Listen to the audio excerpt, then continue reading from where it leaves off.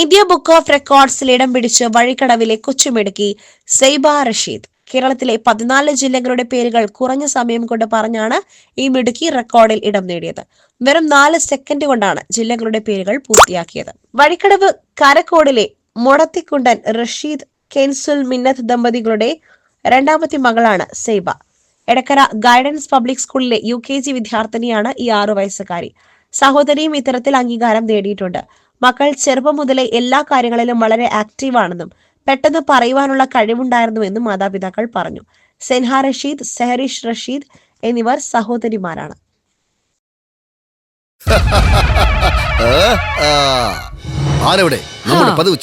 ഇന്ന് പൈലറ്റോ അതോ പ്രധാനമന്ത്രിയോ? രാജാവായിരുന്നു. ഹൈ സ്ലീപ്പിൽ ഉറങ്ങുമ്പോ ഹൈ സ്വപ്നങ്ങൾ. High Sleep Mattress. Sleep good, live good.